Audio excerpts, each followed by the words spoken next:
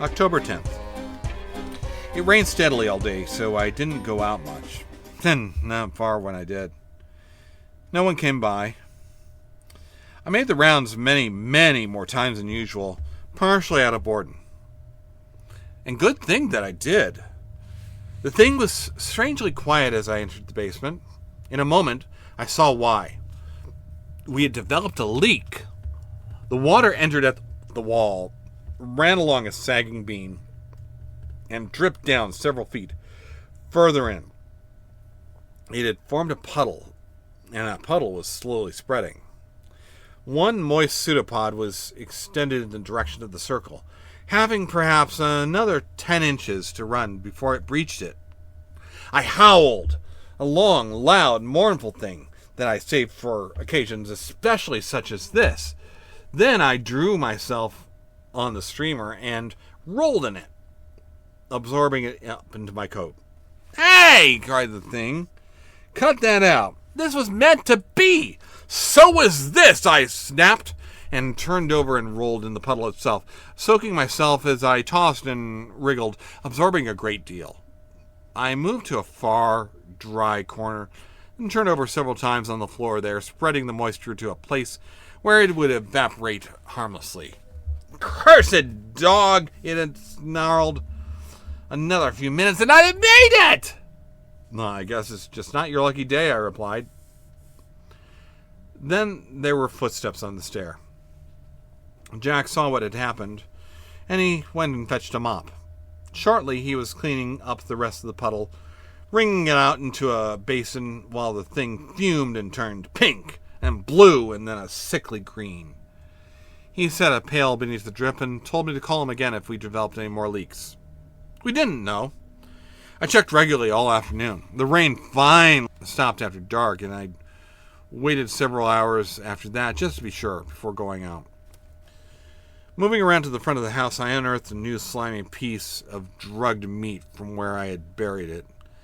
I carried it up the road with me and deposited it in plain sight at no one's front door. The place was dark, and Cheater was nowhere in sight, so I prowled around a bit. Under the huge old oak in the back, I discovered 8 large wicker baskets in various stages of construction, and several small ones. There was also a lot of heavy ropes about. I sniffed around. There was a ladder nearby. Such industry for such a frail old guy. I walked a straight line then, passing through the yard and the field. Partway to my goal, it began raining again, lightly. A huge mass of clouds occluded in a small area of sky. Darker shapes within darkness. Then came a brief, pale glow from within, followed by a low rumble of thunder. Continuing, I came last to the precincts of the good doctor's abode. It was as if I were directly beneath the low cloud cluster now, and even as I watched, the triple-pronged piece of brightness fell from overhead to dance among the rods of the old building's roof. The crash came almost immediately, and the basement windows blazed more brightly. I remained in the grasses, listening, and I heard a man's voice from within, shouting something about Leiden. There followed another flash, crash, another devil's tap dance of fire on the roof. More shouts, more flares from the windows. I crept nearer. Peeking in, I could see a tall man in a white coat. His back was near me. He was leaning over something on a long table, his own form blocking my view of his subject.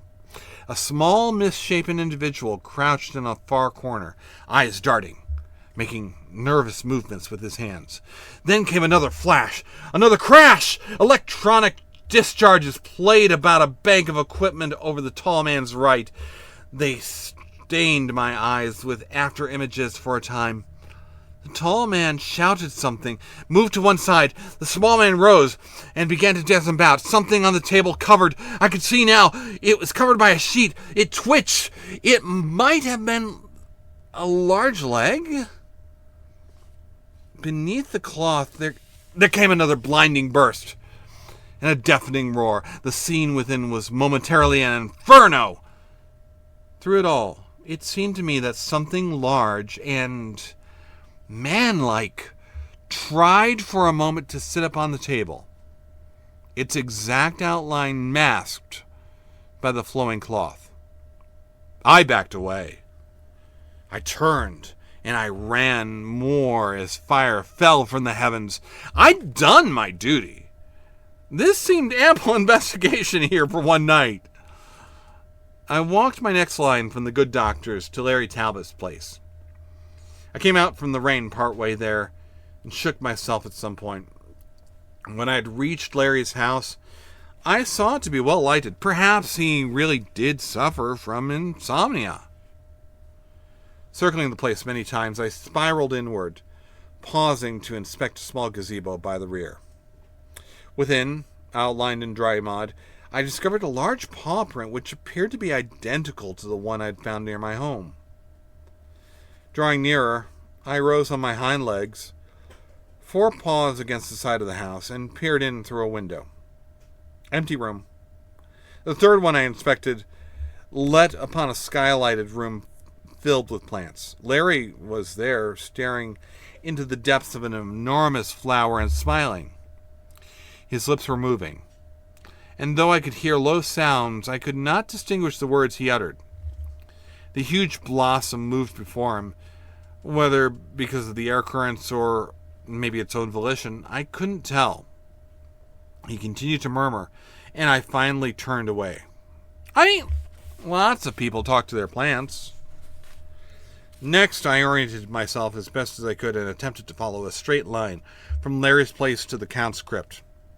I came to the ruined church first, and I paused there, trying to visualize the rest of the pattern.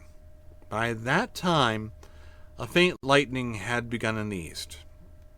As I lay puzzling, a large bat, much bigger than Needle, swooped in from the north, passing behind a big tree. It didn't emerge on the tree's other side, though. Instead, I heard the softest of footfalls. A dark-suited man in a black cloak stepped out from behind the tree. I stared. His head snapped in my direction, and he spoke. "Who's there?" Suddenly, I felt very exposed. There was only one role I could think to play. Uttering an idiot sense of yips, I rushed forward, wagging my tail furiously, and threw myself on the ground before him, rolling about like some attention star stray. His bright lips twitched in a brief, small smile. "Good dog," he said in a slow, guttural tone. Then he patted my head, straightened, and walked off towards the crypt. He halted when he reached it. One moment he was standing there.